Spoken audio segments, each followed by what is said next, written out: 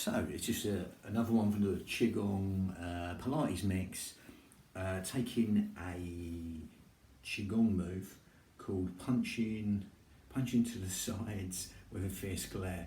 There's a bit of a mouthful, but again, you've got the, in the 8 brocades, you've got the, it's called punching with angry gaze. Again, it's variations, these different things are called, but this is slightly different. It's called punching to the sides with a fierce glare. You can do it, I've seen it done statically in a horse riding stance, but we're going to modify it because it's Pilates. Pilates is modified, but again, we're just taking that motion and putting it with a Pilates breathing and the setup. So, and again, the motion will be just sort of coming up to the sides, either coming down statically, coming to the sides there, where you fist clench, horse riding stance. But again, let's go into the breathing. So before I digress too much, so we're going to start with the breathing right now. So right now, stand in a nice natural posture, Chizen posture, just natural, everything relaxed. You can move about a bit. We do this from a standing posture, so we're going to zip up pelvic floor and scoop out abdominals right now. Okay, so if you do that right now, zip up pelvic floor and scoop out the abdominals, then muscles go together. You can't do one without the other.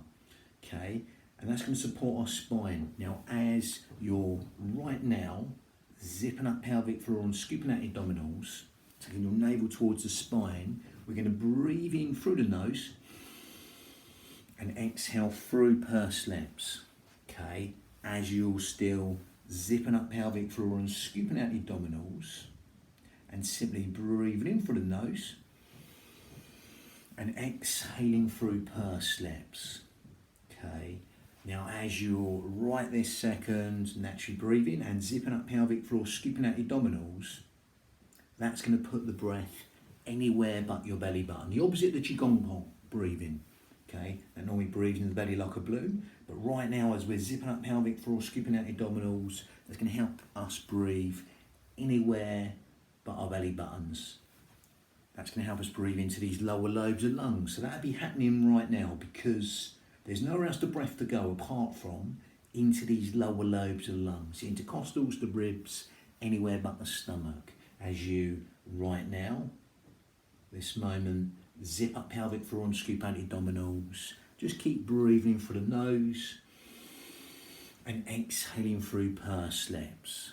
And that naturally put the breath into these fish gills. To see we're doing that, we're going to get these 2 middle fingers touching underneath what we call the xiphoid process, the sternum, the breastbone, palms on the lower lobes of lungs. We're going to breathe in through the nose and exhale through pursed lips. And you'll see the fingers just sort of moving like seaweed on the bottom seabed to the sides and back, just letting you know where that breath's going into them lower lobes of lungs. Keep them shoulders down. As you zip up pelvic floor and scoop out the abdominals, keeping the hands here. Breathing in through the nose whenever you like, and exhaling through pursed lips. Allowing that simplicity just to relax the mind right now. As you keep breathing into these lower lobes of lungs, the palms on the lower lobes of lungs, just to see where that breath's going right now, into them lower lobes of lungs. Them fingers are just moving like seaweed on the bottom of the seabed to the sides and back. Might only be a millimetre. That's still happening right now. As you breathe in organ deep, cell deep, even bone marrow deep, into them lower lobes of lungs, the intercostals, the ribs, anywhere but the stomach. Keep breathing to them fish gills wide and full. As you zip up pelvic floor and scoop out the abdominals right now, you can't go wrong because that breath naturally can go nowhere but them lower lobes of lungs. And you'll feel them 2 middle fingers slightly parting and coming back to touch each other, adding width to the lungs as you breathe in and length to the out breath as you exhale through pursed lips. So you're sort of blowing out a candle through pursed lips. Lovely. Keep breathing to that accordion of ribs. As you zip up pelvic floor and scoop out the abdominals, that breath can go nowhere but them lower lobes of lungs right now. That's going to help us use our pelvic floor and our corset muscle, wrapping around our spine, the transverse abdominis, the corset muscle wrapping around the spine, to protect the spine. Okay, the transverse abdominis, 3 layers deep around here, is naturally used in the better fashion right now as you zip up pelvic floor and scoop out your abdominals. It helps to support the spine in that Pilates manner. This is what we call lateral thoracic breathing. Breathe into these lower lobes of lungs, lateral thoracic breathing. That helps us use our pelvic floor and our corset muscle, 3 layers deep right now, in the most efficient manner. Helping us breathe right now, anywhere but our belly buttons. But keep breathing in, low and deep, to them lower lobes of lungs, intercostals, the ribs, anywhere but the stomach. As you zip up pelvic floor and scoop out your abdominals right now, and keep breathing in through the nose and exhaling through pursed lips, allowing that simplicity just to relax the mind at will. Lovely. Even imagine someone's wrapped a scarf tightly around your ribs and you breathe into that scarf wide and full, adding width to the lungs and length of the out breath as you exhale through pursed lips. That exhale helps us throw on that corset. It's like a cough or sneeze. Everything comes in towards the spine. And as you're doing that right now, we're going to do a bit of awareness on them muscles. We'll get the thumbs here touching around the hips to find the B line, bikini line, belt line, whatever you want to call that. The thumbs here again. Now down lower is pelvic floor, and again here above is our corset muscle. Okay, so again keep these here, and again if you cough or sneeze around this B line, you see everything comes in towards the spine here. Pelvic floor goes and the corset muscle goes in towards the spine to support the spine. So same as you're zipping up pelvic floor and scooping out abdominals right now, but as you're breathing in through the nose and exhaling, that's like a cough or sneeze. Everything comes in towards the spine naturally. Okay, so you can let them hands go now. Just keep that breathing up, but now you're safe in the knowledge you're using your pelvic floor and your corset muscle, and you know where they are right now, because sometimes it's a bit like an amnesia. If you don't know the muscles are there, can't use them in the correct fashion. Even though they're there, we can use them in the correct fashion. Okay, as we zip up pelvic floor and scoop out the abdominals, breathing in through the nose and exhaling through pursed lips. That's what we call lateral thoracic breathing in Pilates. Helps us use our pelvic floor and our corset muscle in the most efficient manner, helping us breathe right now, anywhere but our belly buttons. But keep breathing in organ deep, cell deep, even bone marrow deep, into them lower lobes of lungs, intercostals, the ribs, anywhere but the stomach. Lovely. So in a sort of vinyasa style, breath synchronized movement, it's called in yoga, but again we're just linking breath to motion now, that motion. So we're gonna basically exhale down, take the hands out the sides, breathing, come up. I'm gonna go back and demonstrate that. What I'm gonna do, we're gonna modify it. So as with all Pilates, and if you wanna take it on further, I'll go more into that. I'm gonna keep the Iyengar yoga principles and not letting the knees go past the toes. Okay, so I would start off within a squat, feet just slightly widen it with apart. Okay, they're not Charlie Chaplin to the sides, they're to the front. They don't be completely straight to the front. Okay, and as you exhale down, again we're going to supinate the hands out that way, exhaling down, breathing in, coming back. Again it's up. Come back here, supinate the hands here, and you pronate going out. So again, so I said that the opposite way, you pronate as you go out and you come back. Basically you turn the hands. Again, as if you're holding supinate there, hands are here, and you exhale as if you're sort of punching out to the sides, breathing in, coming up. Again, doesn't have to be as low as that. You've got any problems with the knees, you can go down a centimetre or a millimetre or a foot, modify it, exploit the range. Exhaling out, might be just a there. If you want to go lower, knees in line with toes, that's fine. If you do want to go deeper, stick the bottom out and then go down deeper, but no lower than your knees in line with toes. You want to widen the feet, feel free.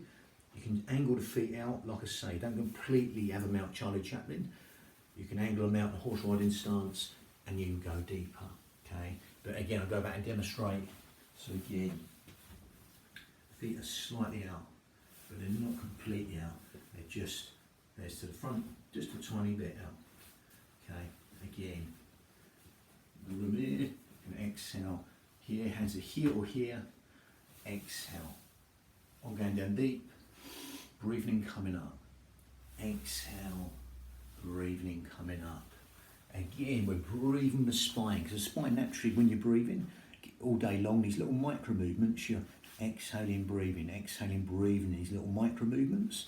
So we're breathing that primal pattern of the spine, exhaling down. Think tiny waist, especially as you gather in, zip up pelvic floor. Breathing in, coming back to here or here. Watch these shoulders. They will try and come up. We're very overactive in these upper traps. The way we live, they try and take over. So again, exhale out, breathing, come back. If you feel them coming in, just drop them. Before you start, drop them down. That trickle of water running down your back and dispersing them out the shoulders over hips, head over shoulders. Lengthen up for the crown, shoulders down. There's a puppet string on your head. Putting your head up towards the ceiling. That hook, that brace. Putting your head up towards the ceiling. Exhale. Breathing in, coming up. It's remember that exhale. It's like a cough or a sneeze. That helps you throw on that corset. The transverse abdominis, 3 layers deep, that supports our spine.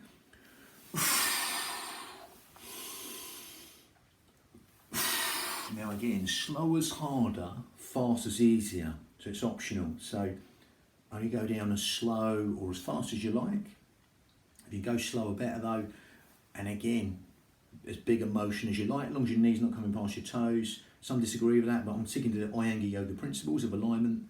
Again, so basic, exploit the range, speed and tempo to make this as easy or as hard as you like. Slow as harder, fast as easier. If you're going to come down slow and deep, that's cool.